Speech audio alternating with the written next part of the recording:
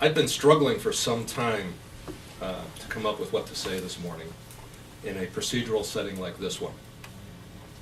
Routinely, when you talk about an opening statement, it's a presentation to the finders of fact of what the issues are and what you believe the evidence will be.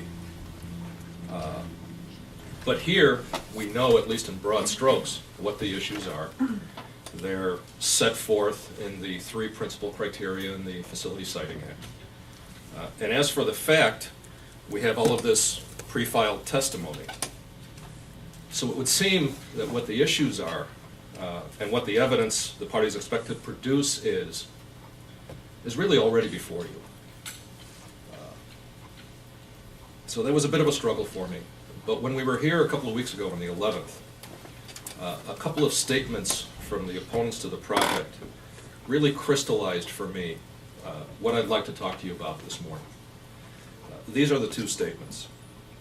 The basis for the motion, as the EFSB knows, is that the only application pending before the EFSB is for a 2-turbine, 1,000-megawatt project. The only evidence that Invenergy has put in so far pertains to a 500-megawatt, 1-turbine project. The issue is that the evidence may not be matching the application. The application is for 2 turbines, 1,000 megawatts. There's no evidence in the record, and there won't be, on 2 turbines, 1,000 megawatts. Now that, frankly, might make an eye-catching news headline, but it's just not true. So this morning I want to talk to you about facts. Not the types of alternative facts that have become far too prevalent in our society today, but what we believe are the real facts in this proceeding. No rhetoric, no hyperbole, just the facts. Now, I'm not going to go through in painful detail this massive stack of pre-filed testimony from our 23 witnesses. We have several days over the next few months of hearings where you'll hear from that, about all of that in painful detail. So I'd like to focus instead on what we believe is not at issue in this proceeding. Some might argue that all of our witnesses are hired guns and you shouldn't believe any of them. And of course, dedicated professionals like these don't put their reputations on the line in pursuit of baseless claims. But I'll give the opposition their due. They may believe, either really or for strategic purposes, that our witnesses' veracity is potentially subject to question. And then from that perspective, I suppose, the same can be said of the opposition witnesses. The town, for example, as we know, is adamantly opposed to this project. They issued a resolution to that effect, Town Exhibit 34.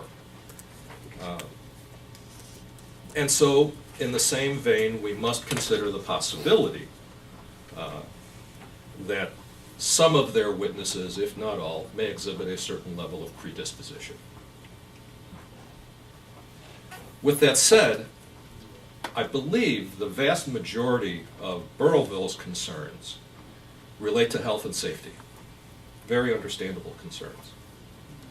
And I also believe that during the course of this proceeding, we will be able to allay those concerns. At least we will certainly try.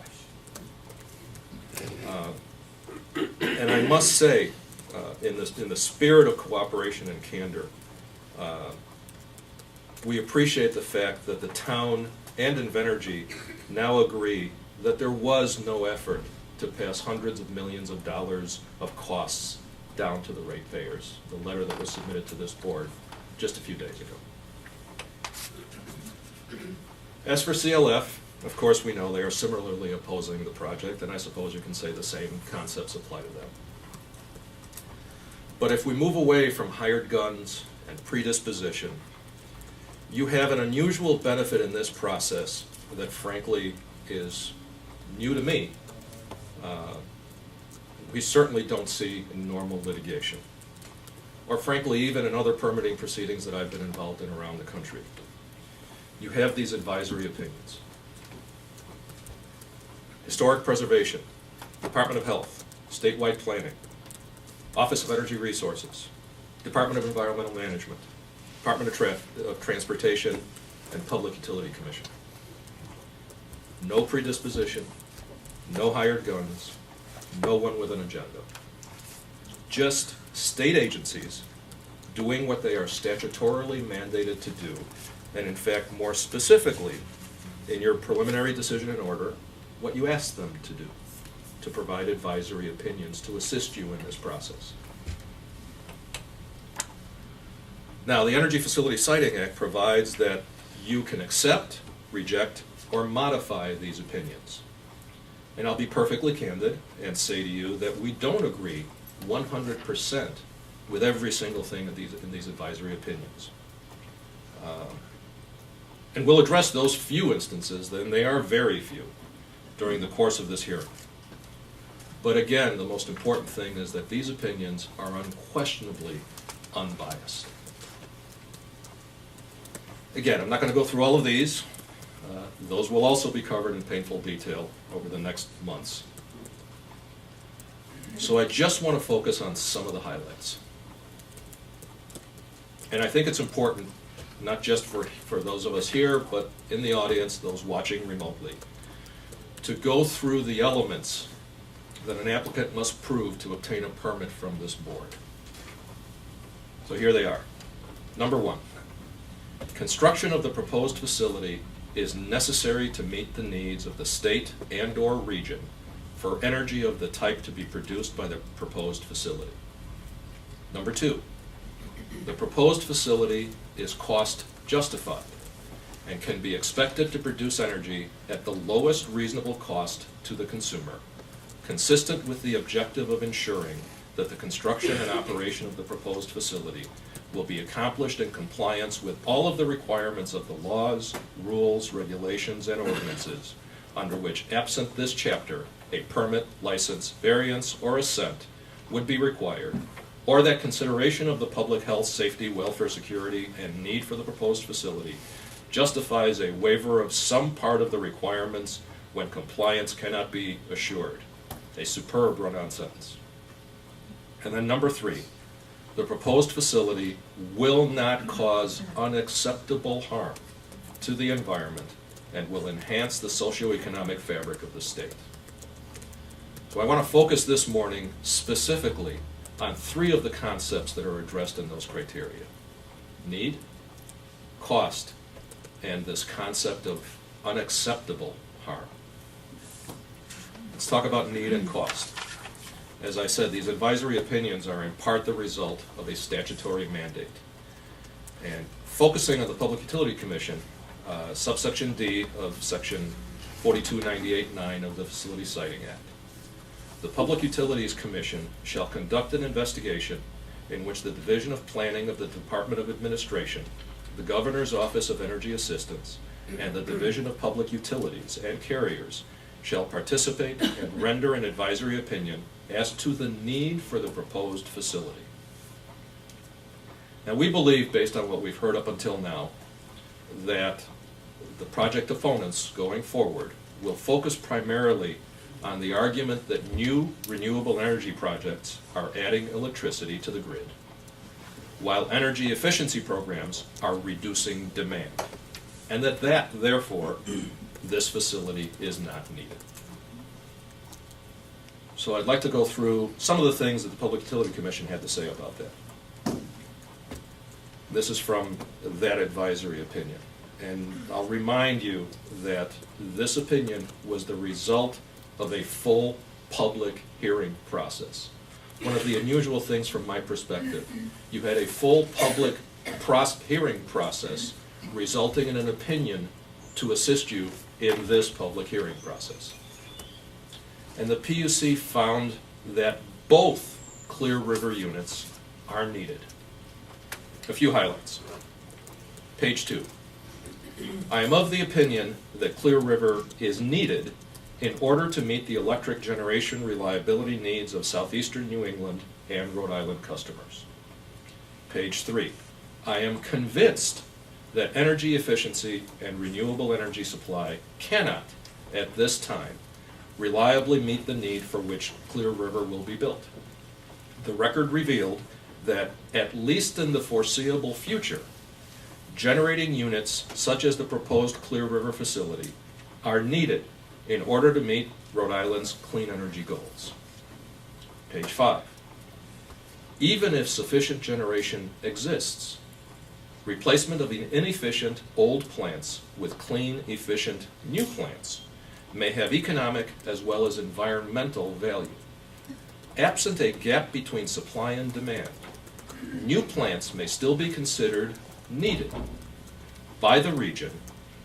In the end, it is the market that will supply the answers. Similarly, the Commission has stated that in the competitive generation market, new generating units are built as merchant plants, where the risk of selling electricity and the cost of plant construction are placed upon private investors rather than ratepayers. Based on the findings of prior commissions, I agree that the appropriate assessment of need in this matter occurs in the context of this changed risk dynamic, away from ratepayers and toward investors. Page 6. The award of a capacity supply obligation by ISO New England, the regional transmission operator for the New England region, is one component in the need analysis and is evidence of need in the wholesale market in the near term. Page 7.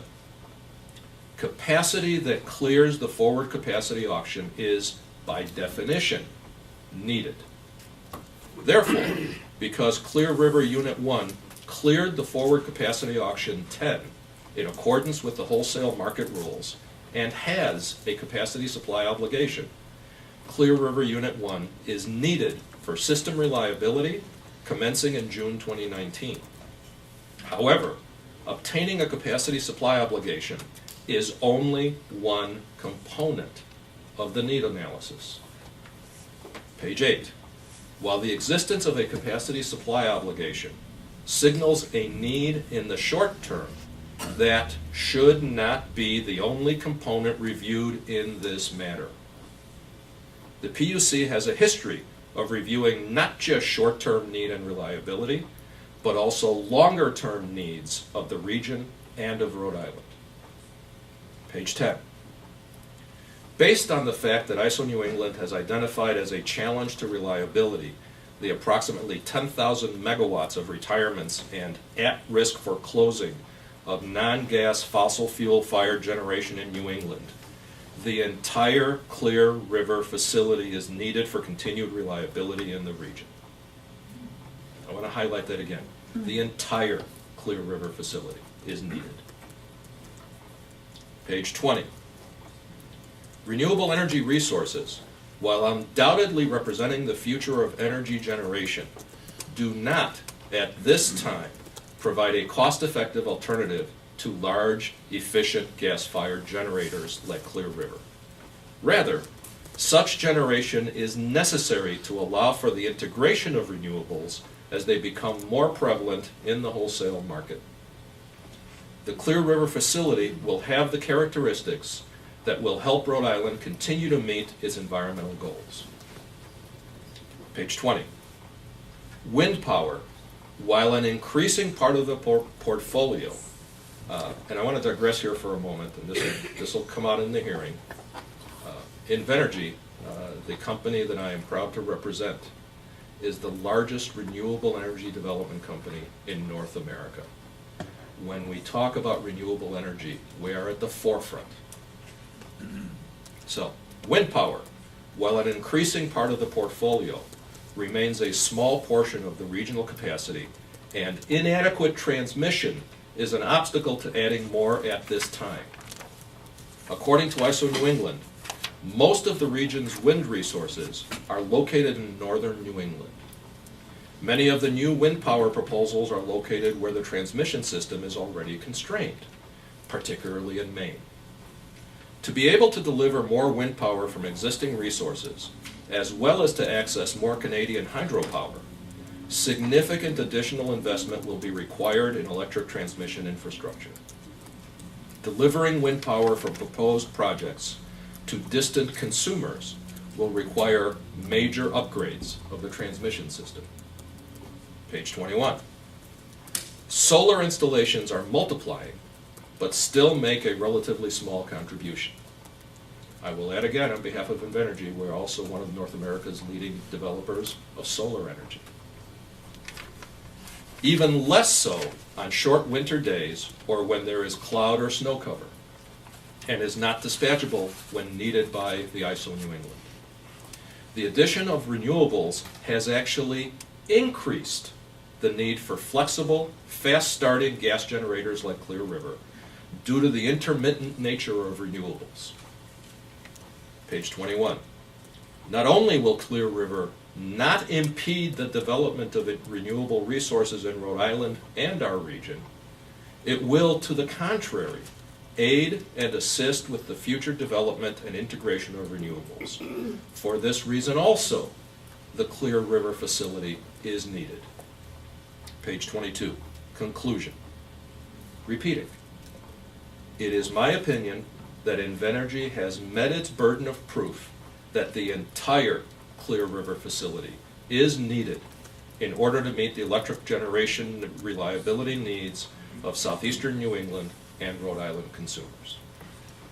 Now granted, that opinion was issued about 1.5 years ago. So one of the questions that we'll address during this hearing is, what's changed in that 1.5 years? Well, when that opinion was issued, Unit 1 had a capacity supply obligation, Unit 2 did not. Today, Unit 1 still has a capacity supply obligation, and Unit 2 still does not. What do we expect to hear from our opponents about that? Well, I believe it's the same thing we've heard up until now, and it's about this document. This is the September 29, 2017 qualification determination notification issued by ISO New England. And when we notified you about this letter last fall, our opponents described it as a bombshell. Is it really a bombshell? Is that a fact or just more hyperbole? Well, let's see. Two important things in this letter. Number one, this determination is only applicable for FCA number 12, the one that just happened in February, for the 2021-22 CCP beginning June 1, 2021. And number two, the ISO, in consultation with its consultant, has determined that commercial operation for the aforementioned project, focusing again on Unit 2, is unlikely to occur by the start of the 2021-22 CCP beginning June 1, 2021, because of delays in the permitting process and deferrals in the ordering of major equipment. Now, we all know those delays have nothing to do with this board. We all know the circumstances that led to those delays. But the important thing about this letter, the non-bombshell, is, number one, it was limited to the forward capacity auction that just occurred, and number two, it has nothing to do with whether or not that unit is needed.